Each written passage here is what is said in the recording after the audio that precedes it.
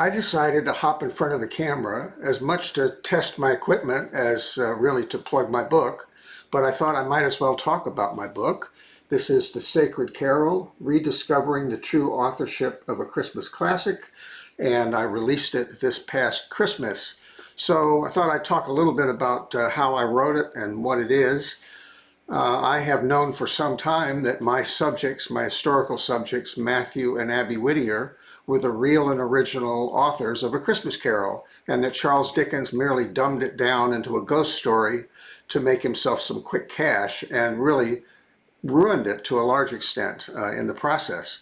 But I thought that, well, I was able to prove it by showing who Dickens really was and what he really was, and comparing with Matthew and Abby's writing, and by presenting a number of clues showing that Dickens couldn't possibly have been the author and that Matthew and Abby Whittier were the most likely authors. I could bring it that far, and I wrote a paper that I think last I looked is 110 pages long, and I tried to get it published by reducing the size of it to the appropriate length for an academic paper, and of course the journals wouldn't have anything to do with it. And I tried writing to literally hundreds of scholars that were in the appropriate areas of focus, and most of them wouldn't talk to me. A few of them were patronizing, in other words, snubbing all the way across the board. So then it occurred to me around June of last year, 2025, that the best way would be to find evidence for them in Charles Dickens' own handwritten manuscript, because that manuscript has been available since year 2011 online in high resolution, made available by its holder, the Morgan Library and Museum.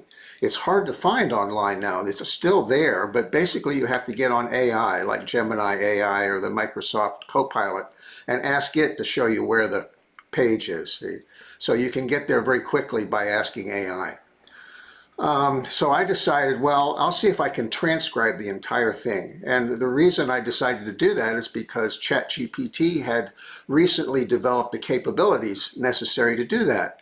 In other words, you could show it images and it would analyze them in detail and pretty accurately. You could upload images to it. You could also upload entire PDF files, large blocks of text.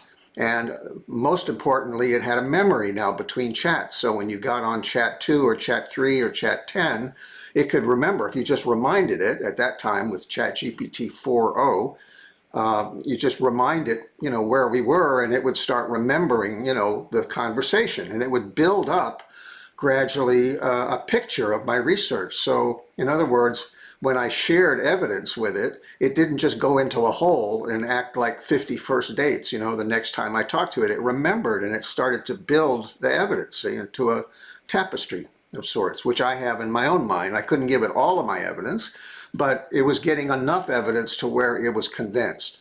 I know AI isn't really convinced, but it gives the illusion, at least, of a person who has been convinced by the evidence you've shared with it and starts to talk. You're on the same page. It's on the same page with me. I didn't have to convince it for 2.5 hours, of all of my evidence every time I talked to it. So it had these capabilities, see? And I said, aha, it's finally reached the point that I can treat it like another scholar, like a mentor, a historian, which I've always wished that I had, was a mentor in my corner to, bounce things off of, and who could correct me when I was historically mistaken and things like that. Well, now I had one, and he wouldn't go into denial like a human scholar. See, AI will keep talking to you, he won't run away, and he won't go into denial. If you present a logical evidence, it'll say, yeah, I think that's logical, right?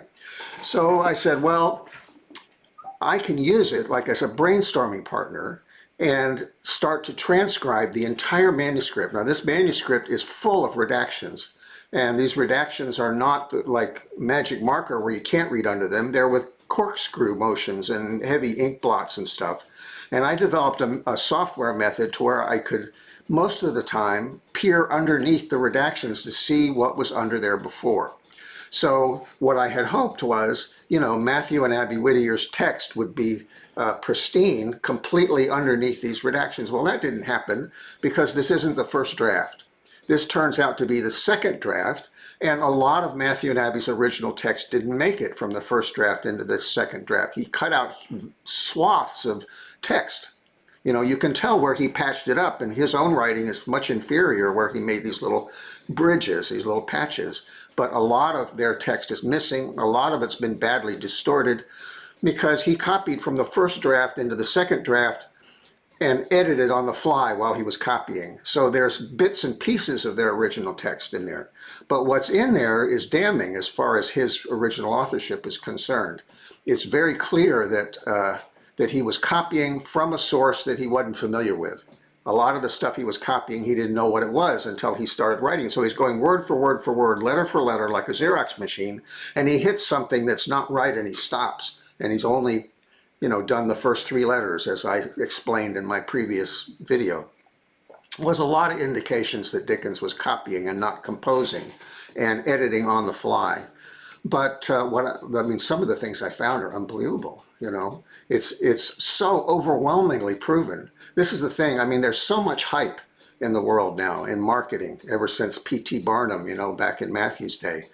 It's gotten to where people routinely lie in advertising, and they routinely use superlatives that aren't real. You know, that I proved this, or I proved that, or this is the best in the world, or, you know, whatever. Well, I don't use any of that stuff.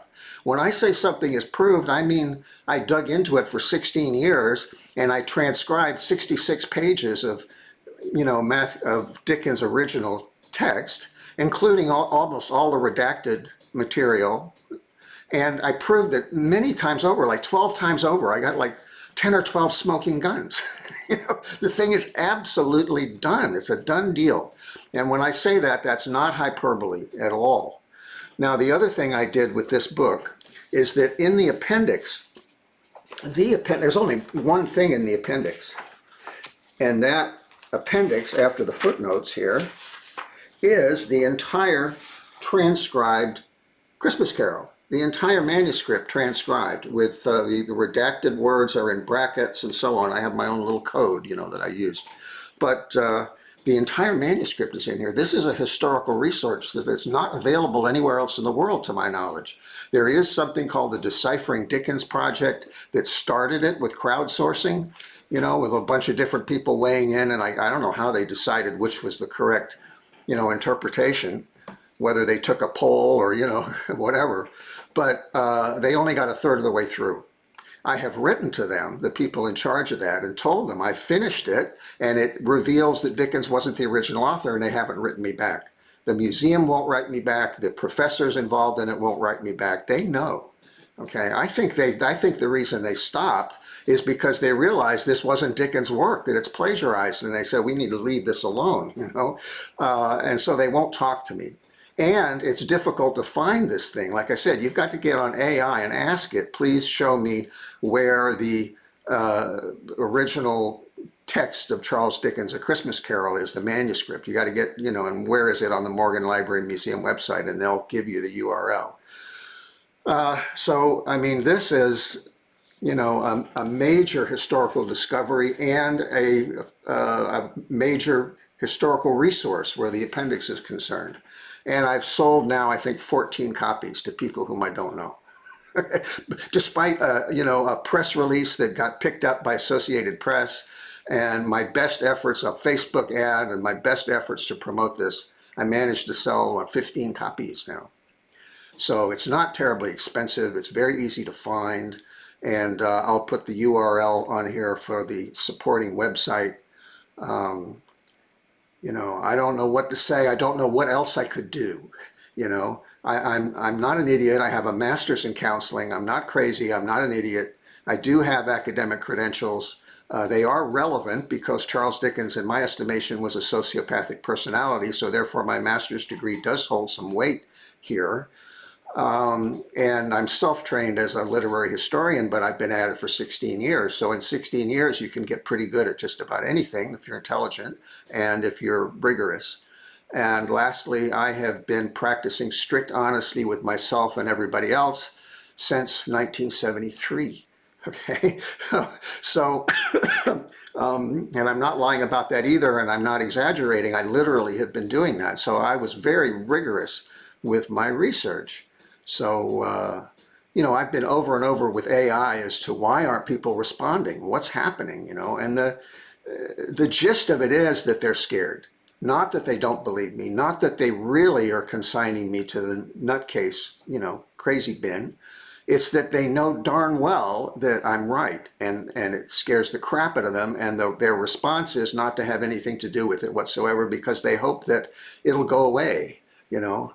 Don't pay any attention to it. I always think about, like, the couple that's in a tent and the bear is coming, around the tent, and they say, yeah, don't encourage it. So I think that that's their attitude toward me, is don't encourage it and it'll go away, and it won't go away. Okay, even if I went away, my work is thoroughly embedded in the internet, and this book is now published, so it's not going to go away. I strongly recommend you get yourself a copy.